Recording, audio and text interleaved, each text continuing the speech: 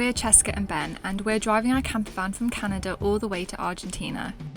Join us this week as we have a whale of a time in Nova Scotia. This is episode 3.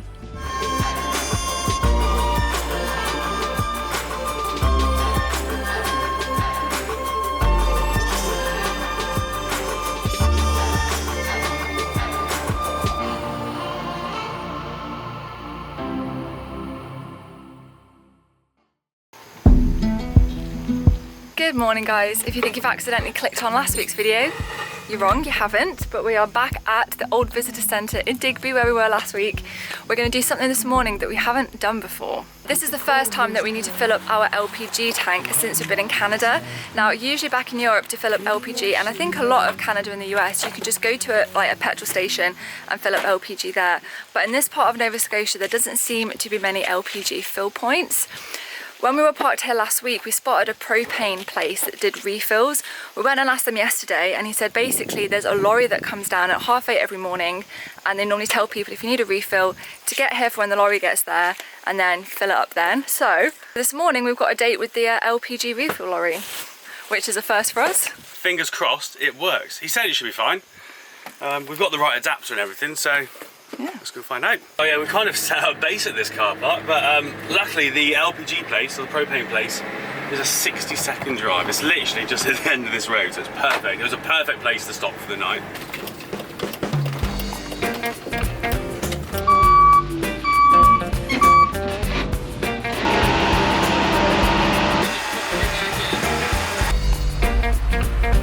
Ben has just gone in to pay. It does say on the door that it's a $50 minimum for RV fill-ups. We've only got an 11 kilo tank, so it doesn't normally cost us any more than like £7 or £8, which is, I don't know what, $12, $15? I don't know how good my conversion is. Anyway, basically not $50. But if we were to not get this, we'd need to get a camping stove and gas, and that's looking at like $20, $25 anyway.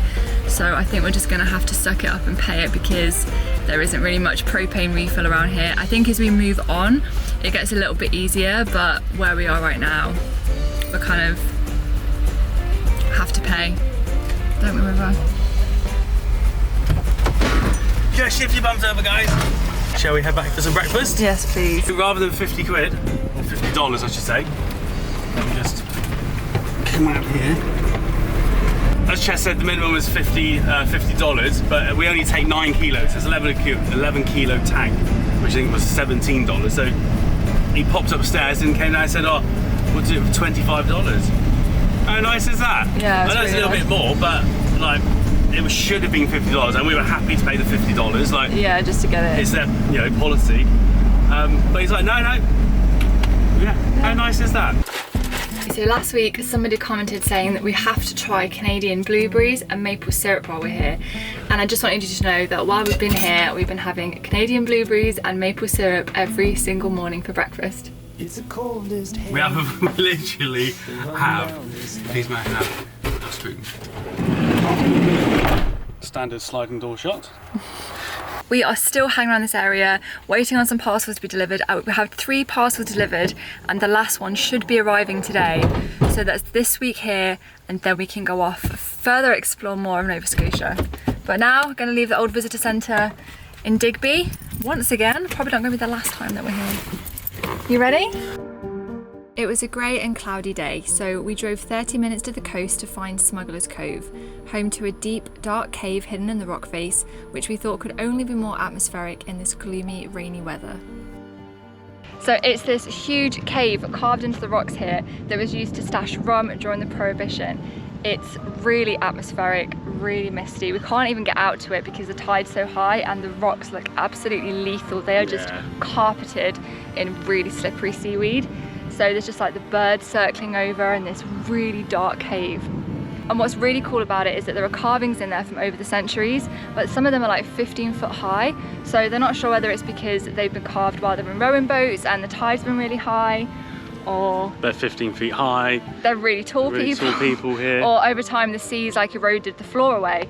But it's such a shame we can't get in there to see that because it'd be really cool to see, wouldn't it? It would be epic, yeah. The mist is rolling in now, and it'll be beautiful here on a sunny day, but it's equally just as epic on a misty, grey day as well. Very true. apparently on the 4th day of August, you can hear the sound of oars going across the water. You've made that up. Yeah, I've made it up. That's my nan's birthday.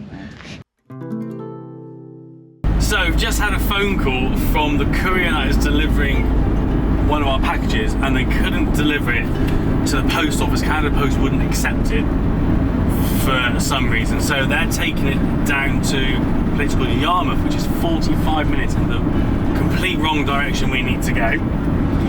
So, which kind of scups our plans for tomorrow, because tomorrow we're going to go to a farmer's market. Instead now, we've got to drive all the way down to Yarmouth, 45 minutes out of the way, to drive all the way back up to Weymouth to pick up our other 2 parcels, and then down and around to Brier Island? Brier Island.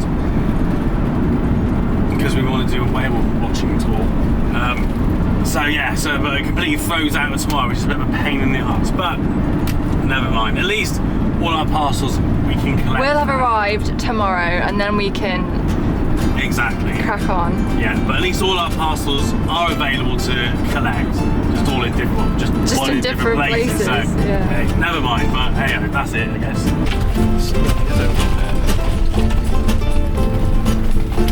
And we are back in the same spot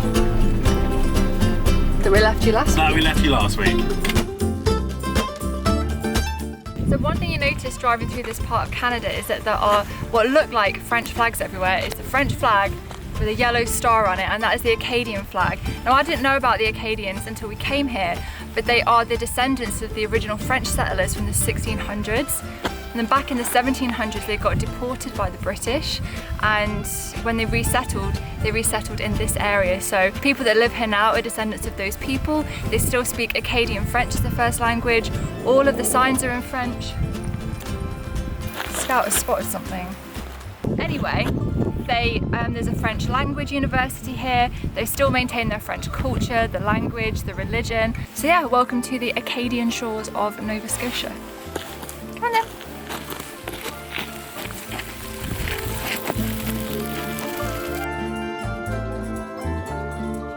So while we're on the Acadian Shores, we're going to go to I can't get my words out. An accordion. While we're on the Acadian Shores, we're going to go to an Acadian restaurant. This one is highly, highly recommended. The food looks amazing. You know, France and food is a thing, and it is no different here in Nova Scotia. The restaurant was small and intimate and completely full on a rainy weekday evening. We wanted to try the traditional rappy pie, but they'd sold out, so instead we had the most amazing seafood chowder, fish cakes, haddock, and their signature seafood lasagna.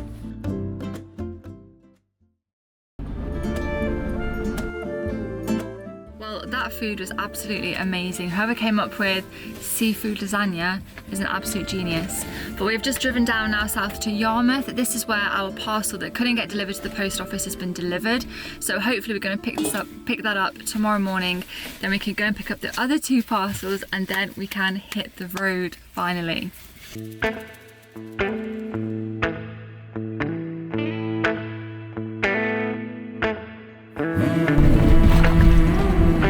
It is a very misty morning today in Yarmouth. We are up early, we are going to get our parcels finally, or one of 3, aren't we? Parcel number 1 first, fingers crossed. Take the second right onto Trail Main Street. Parcel number 1. Wow, it's massive. Yeah, it's huge. Now, we just need to go to the Weymouth post office, which is about an hour a bit away. Yep.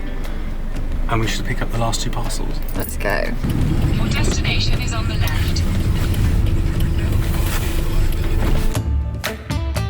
Well, this isn't good. We have 1 parcel, which is our Amazon one, but our main parcel, which is the big one that we're after, was delivered by FedEx and said it was signed for, but the post office don't have it and said they couldn't accept it.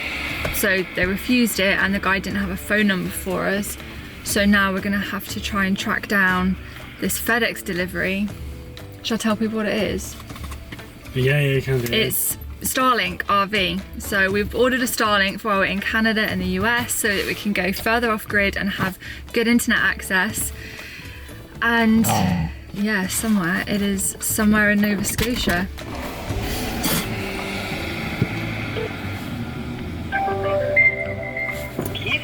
FedEx. Welcome to FedEx. Does it say whereabouts the package is now? Probably not, no. The best thing for me would be to drive to Dartmouth and go and get it. So, the parcel has gone back to Halifax, which is like 2.5 hours away. And then to get where we want to go, we've got basically a whale watching tour booked for tomorrow at 10:30 in the morning on Brier Island, which is like right at the ends of the earth. We've got to get 2 ferries to get there, so there's no time. And also it's not ready for pickup. Basically it's gone back to the FedEx shipment centre in Dartmouth in Halifax, and it will take about 24 hours to get ready for us to pick it up. Okay, so what a morning. Basically, our Starlink is down back in Halifax. The FedEx woman has put a request in for us to go and collect it from there rather than get it shipped out again, but that might not go through their system for another 24 hours. So rather than just race back to Dartmouth now and cancel our whale watching tour, we're gonna go to Brier Island, we're gonna do our whale watching tour, and then we're gonna wait on the call from FedEx, and then we'll go back to Halifax and pick it up. Brier Island is a little island in the Bay of Fundy. It's meant to be one of the best places in Nova Scotia to spot whales, so we absolutely cannot miss it. To get there, we've got to drive like an hour down to the end of the peninsula. We've got to get 2 ferries to get there. I'm really looking forward to kind of feeling that like we're at the end of the world.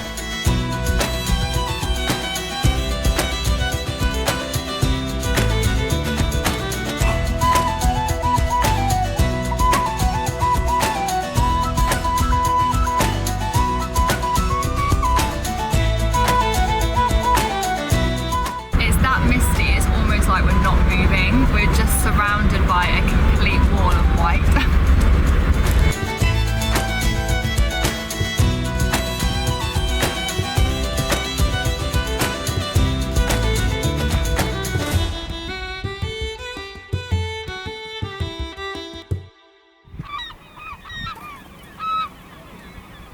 So, welcome to Brier Island.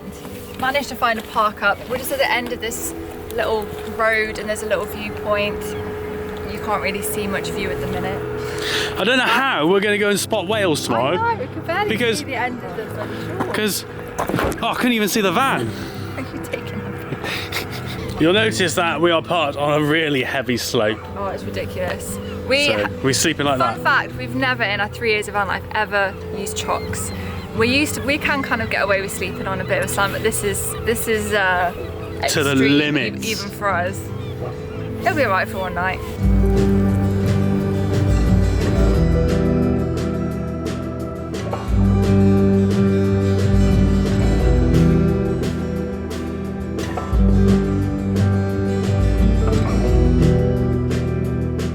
The one thing I've noticed about Nova Scotia is alongside tracks and basically everywhere you go, there are these huge wild rose bushes. They grow like brambles do back in the UK, just like along the roads, bits of open land, just everywhere. These bright pink, beautiful roses. Right now they've all got rose hips on and it's just so pretty, and you'll just be walking down the street and just get this waft of roses. And yeah, they're just everywhere. And it's really nice.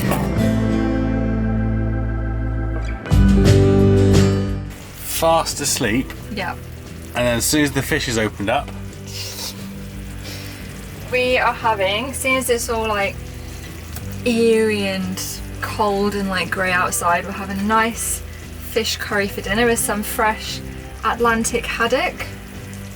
Scout is very interested. It's my little helper now, aren't you? I feel like we've been like running after parcels and driving, but we're here. Yes. Cheers. Would you like to tell everybody the good news as well about missing parcel? No. FedEx rang and said your parcel is ready for collection, which means the Starlink hasn't been returned to sender. We can go and collect it Friday, I think, in a couple of days. Yeah, we've got to drive all the way back to Halifax, haven't we? I've got to drive all the way back to Halifax, which is a pain in the ass because it's a 4-hour drive. 4-hour drive, and we want to come back here, but we're just going to take it on the chin and just do it and get it done. And Once we've got it, so we won't order any more parcels anytime soon. Alright, just told. We're just finishing watching King and It's a motorbike video, and they're in Vietnam, and it just reminds me when Ben and I were in Vietnam a few years ago and we went on this tour, and they teach you how to say cheers in Vietnam. And he goes, I think it's something like more, hi, ba, yo, and then you cheers.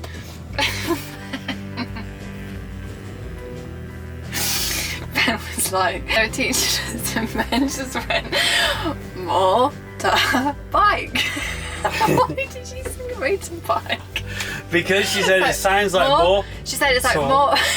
It's because when she was teaching us more high bar, she said the more is like in motorbike. So Ben just went motorbike. Not one of my proudest moments. That's it. Thank you guys. That's brought back a very funny memory. This next stop is a bit of a secret.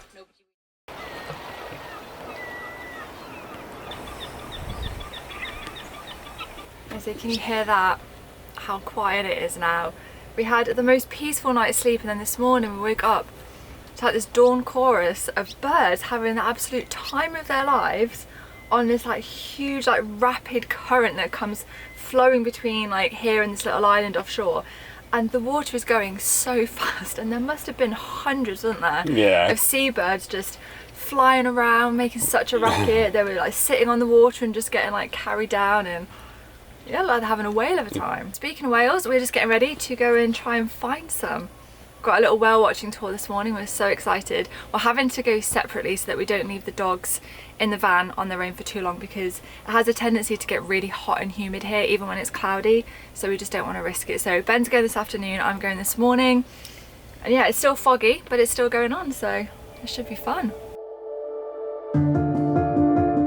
I was first to venture out into the mist. It was so thick that it was almost disorientating. Humpback whales come into these waters during the summer to feed on herring and krill. As our captain navigated through the fog, we heard the telltale sound of a blowhole, and we knew one was close. But we were wrong. There were two of them, disappearing beneath the glassy surface as we approached. In fact, they were all around us, diving deep to feed in the water below. Suddenly we came across two humpbacks who weren't so shy of us. They were relaxing on the surface, happy for us to slowly edge closer. So happy, in fact, one popped up so close we could almost touch it. We stayed with these gentle giants for a while before leaving them in peace. But the whales weren't done with us just yet. Ben came out onto the water as the mist had burnt off. Within minutes they were showing off their tails, and then they began breaching, jumping out of the water and splashing their huge fins on the surface, as though they were as happy to see the sun as we were. It was a privilege to witness.